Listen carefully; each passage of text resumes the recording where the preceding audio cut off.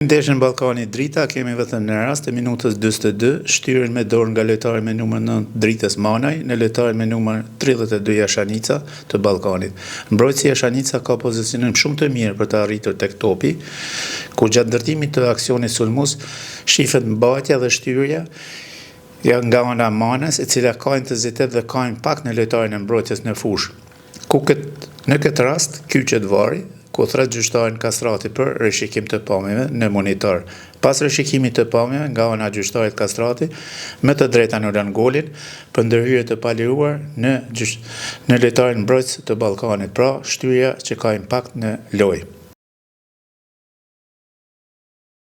Ndeshën Dugagjini Llapi kemi rastin në minutës 22, kemi mbajtje dhe tërheqje të lojtarit numër 4 të Llapit Idrizi në sulmuesin e Dugagjinit me numër 17 Pevçeli.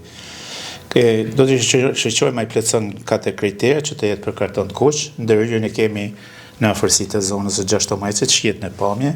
Drejtimi i lojës, domethënë është në drejtim të portës, domethënë edhe kjo plotësohet kriteri. Posedimi i topit, lojtari Pevçeli ka pas mundësi që të vjen deri tek posedimi i topit.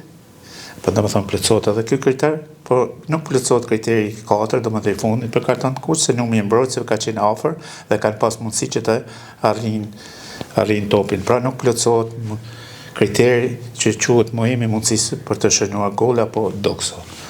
Në këtë rast intervenon vari, kufton gjyqtarin për rishikim në monitor, vendimin e fushë ka qenë kartoni i kuq. Por pas rishikimit të pamjeve në monitor, gjyqtari Nuza anulon kartonin e kuq të treguar në fushë dhe ndeshkon me të drejtë lojtarin me numër 4 të Llapit Idrizi me karton të verdh. Kjo situatë që cilësohet si ndalje e aksionit përktos.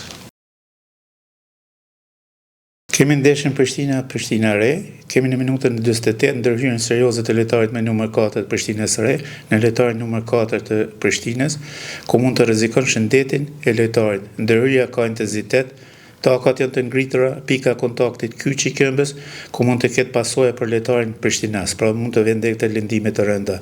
Vendimi i gjyqtarit në fushë ishte kartoni i verdh. Pas intervenimit të varit, thirrë gjyqtari në rishikim të pamjeve në monitor. Pas rishikimit, gjyqtari Shala anulon kartonin e verdh, vendimin e marrur në fushë dhe ndeshkon me të drejtë lojtarin mbrojtës të Prishtinës Re me karton të kuq. Kjo ndërhyrje, mbaz rregullës 12 që kemi ndërhyrje dhe sjelljet jo sportive, hyn në kategoritë ndërhyrjeve serioze ku cënohet shëndeti i lojtarit.